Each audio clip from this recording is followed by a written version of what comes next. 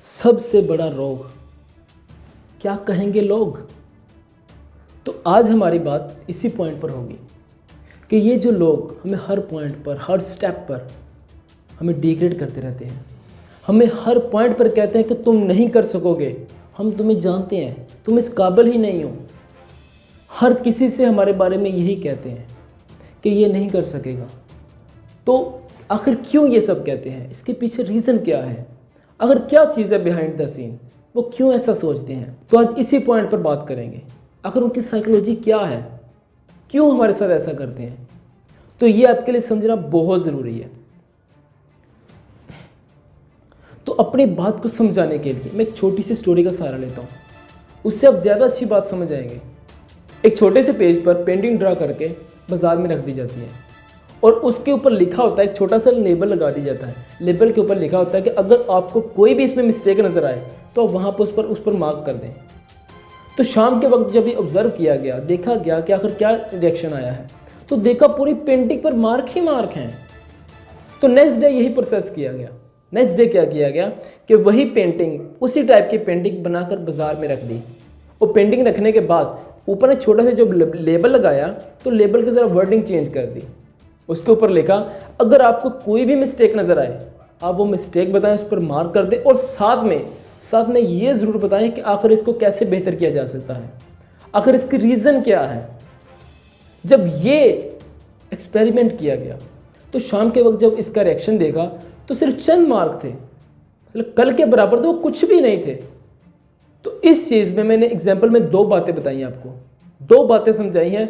तो मैं आपको बताता हूँ कि वो बातें क्या हैं।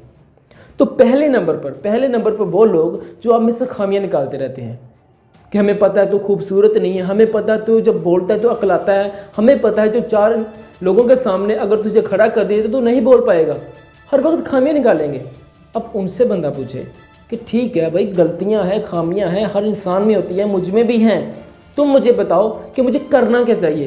ये फ़िलहाल के ये चीज़ें मत बताओ, ये हर कोई मुझे बता रहा है, तो मुझे ये बताओ कि मुझे करना क्या है। अगर मुझसे बेहतर कुछ बता सकते हो तो वो बताओ, ये खामियां निकालना छोड़ो। तो ये ऐसे लोग होते हैं, अगर खामी से पूछा जाए ना तो वो कहेंगे यार वो हमें तो नहीं पता। तो ये इस टाइप के लोग होते हैं।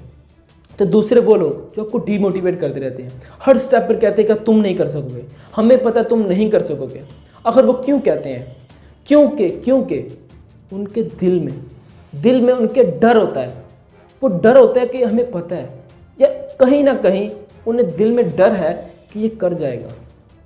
उन्हें पता है अगर ये मेहनत करेगा तो ये कर जाएगा, अपनी ज़िंदगी में मेहनत करेगा तो कामयाब हो जाएगा। तो ये चीज़ उनमें डर होता है, वो डरते हैं, वो कहीं ना कहीं आपको खुद से बेहतर समझते हैं। उन्हें पता है कि ये मुझसे बेहतर है, इसी वजह से तो आपको नीचे गिराना चाहते हैं ना, इसी वजह से लोगों में आपकी बुराई करते हैं, इसी वजह से तो आपको डिग्रेड करते रहते हैं, और दूसरी तरह से आपको पसंद भी करते हैं।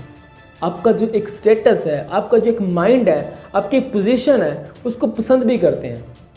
अब वो जो क्योंकि वो खुद भी बनना चाहते थे, वो भी चाहते कि यार हम भी ऐसा बने, लेकिन वो नहीं बन सकते, इसी वजह से आपसे नफरत करते हैं। पसंद भी करते हैं और नफरत भी करते हैं। दिल में पसंद रखते हैं कि हम भी शायद इस तरह बनते, लेकिन लोगों में आपकी नफरत जाहिर करते हैं कि ये किसी चीज़ के काबिल नहीं है, ये कभी नहीं कामयाब हो सकेगा। तो ये चीज़ है उन हेटर्स की, जो स्पेशली लोगों को डिग्रेड करते रहते हैं, इसी वजह से लोगों को डिग्रेड करते हैं। तो आपको क्या करना है, इसी चीज़ को मोटिवेशन बनाना है। अगर ज़िंदगी में जो भी इंसान कामयाब हुआ है ना, उनकी हिस्ट्री निकाल के देख लेना, इन्हीं हेटर की वजह से वो कामयाब हुए हैं। क्योंकि जो हेटर्स को जवाब देने का एक एटीट्यूड होता है ना, वो इंसान को कामयाब करता है। दुनिया के सारे एटीट्यूड एक तरफ, लेकिन जो हेटर्स को जवाब देने का एटीट्यूड होता है वो सब एक तरफ। तो ये चीज़ आपको कामयाब करती है। तो कभी भी उन हेटर्स के जो आपको डीमोटिवेट करते हैं, बातों को रद्द नहीं करना, उसको अपनी मोटिवेशन बनाओ। ज़िंदगी में आगे बढ़ने के लिए उन लोगों की बातों को मोटिवेशन बनाएं। तो उम्मीद करता हूँ कि आपको इस वीडियो में बहुत कुछ सीखने को मिला होगा। आपको पता चलेगा कि किस तरह आप हेटर्स को डील कर सकते हैं, किस तरह लोगों के साथ डील कर सकते हैं जो आपको हर वक्त डिमोटिवेट करते रहते हैं, डिग्रेड करते रहते हैं, लोगों के सामने बेइज्जत करते रहते हैं। तो उम्मीद है कि आपको अच्छी तरह समझ आ चुकी होगी। चलो मिलते हैं इस टाइप की और वीडियो में। उसके लिए आप कोई भी मेरी वीडियो को मिस ना कर दे, इस चैनल को सब्सक्राइब कर लें और नोटिफिकेशन को भी ऑन कर लीजिएगा। और कमेंट में ज़रूर मुझे बताएं, वीडियो को लाइक करके कमेंट बॉक्स में ज़रूर मुझे बताएं कि आपको वीडियो कैसी लगी, कि आपकी लाइफ में भी हेटर्स हैं या नहीं है। मैं तो नहीं मानता कि आपकी लाइफ में कोई हेटर्स ना हो।